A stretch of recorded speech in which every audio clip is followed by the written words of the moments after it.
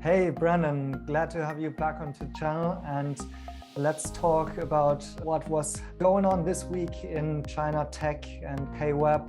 I think it started great, if I remember correctly, but then not having the best finish into the week, right? It's certainly been very volatile. That we continue to have this. We started on Monday with a super strong return. Then we kind of dipped intra-week, Tuesday, Wednesday, Thursday, and we're trying to rally here as we head toward the weekend. And I think it's you had a little bit of a value versus growth is a factor here, just as the Fed's raising rates. You saw value dividend oriented strategies outperforming growth, and then we haven't really, I think we have this little bit of a pause around some of the regulations that people want to see some proof positive that holding foreign companies accountable act is going to get solved. And so I think, and that's where maybe the sellers were a little bit more aggressive than the buyers coming in to pick up shares. Yeah, so how much do you think is because of like Fed meeting and those policies, or rather to do with those Chinese regulations and updates? Yeah, I think it's hard to break it down, but I would say yes, both. I think obviously on Monday you had the news that China's SEC, the CSRC, had proposed, along with the Ministry of Finance, to remove the law that has prevented the PCOB from conducting on-site audit reviews. And so you had this strong momentum on Monday, and that kind of faded just because of Fed fears. And then I think, in the US equity market, profitless technology has really underperformed. And I think sometimes the China ADRs can get thrown into that proverbial bucket, even though many of these companies are super profitable. And, I think it's an unfair comparison, particularly from a valuation perspective, that, yes, some of the US tech names, internet names are highly speculative, but I think the China names have, really contracted from a fundamental valuation basis, that I think it's an unfair comparison, that if anything, you'd say you want to be long the China tech and maybe short the US tech. But on the other hand, like, we could also argue that China tech crackdowns are back, right? Today we had the news around regulations, some sort in the area of algorithms. So is this kind of a broken promise by Liu He? Yeah, I think that's something that's kind of kept buyers from coming in with more conviction, is obviously proof positive on resolving HFCAA. Probabilities have shifted maybe a little bit more in the positive, but there's no definitive done deal. And then I think this move by the cyberspace administration, really for the skeptics would say, I told you so. That you roll out the vice premier when everything's kind of hitting the proverbial fan mid-month, and here's the regulator. I think what will be interesting is, I think that this algorithm, this was probably in place way before you've had this 180 pivot coming from the top, and it probably, this hopefully this will be kind of one of the last signs that the cyberspace administration, it really does have to take the vice premier's speech and think about how are they going to change going forward. And if anything, you could argue that this algorithm, which is really not, time will tell, but I don't think it's too much of a negative. If anything, this is them being more transparent. Right, that was one of the things the vice premier had said, is you have to be a better communicator. So here they are talking about exactly how companies can utilize their algorithms and not stealing user data, so to speak. Yeah, I mean, like, I think like on the fundamental side, that wasn't really anything new because we basically by now we know that those companies need to inform their users how algorithms are playing out content or what content not to show. But on the other hand, this was just the news that they kind of need to enforce it in a way. And so I think maybe even by today's market movement based on this news, we can see that this is kind of fading away, like the fear about that, hopefully.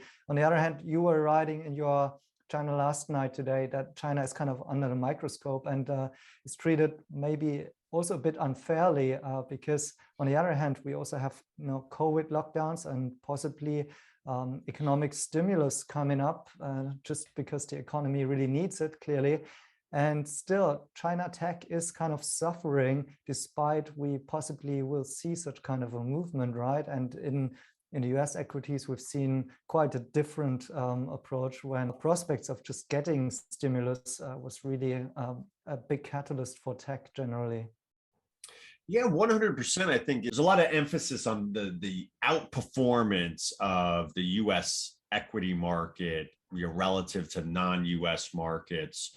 But this growth phenomenon is not unique to the United States, that you've had growth sectors in Europe, in Asia, in China have historically outperformed. And the market kind of has a funny way of in Australia, they call it cutting the tall poppy, that the market has a way of kind of shifting. And, lo and behold, you get this commodity rally that not just oil, but, multiple commodities, natural gas and, copper, et cetera, lumber, and those sectors, energy, industrials, materials, they've really not been where investors have been focused. So the market has kind of a funny way of correcting that. And so I think you have this little bit of a rebalancing trade between value and growth. And to fund that value trade, where does the money have to come from? It's got to come from growth names. So I think we've seen that a little bit. It's funny, Marcel, today, this just one of China's big energy companies, CNOOC, was the fourth most heavily traded stock in Hong Kong.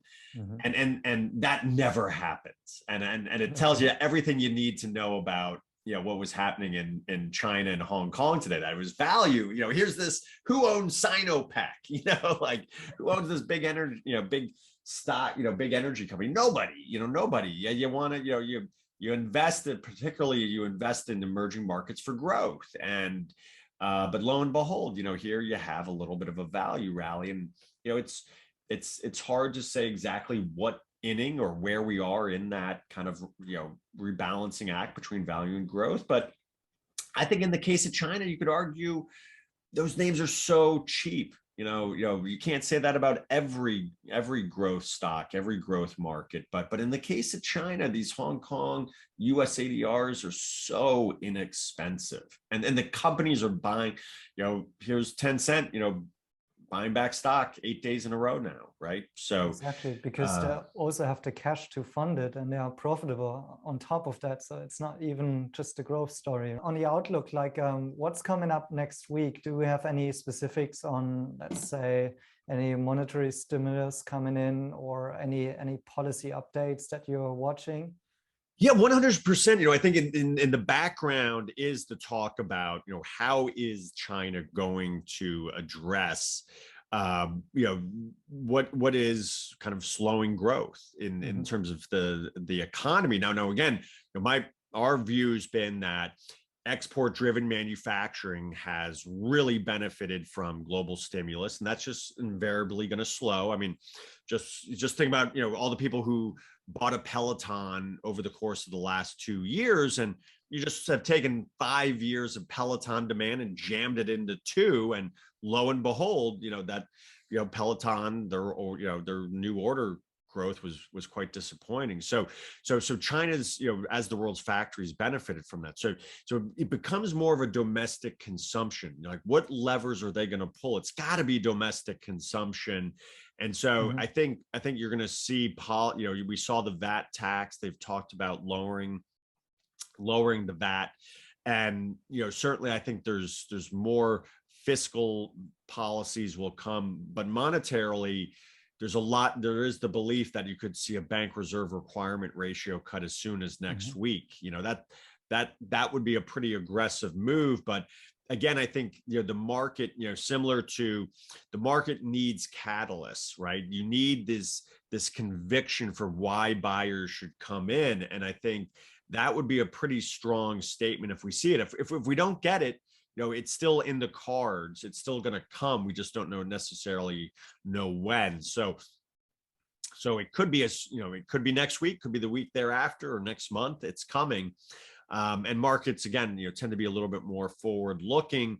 And I think, again,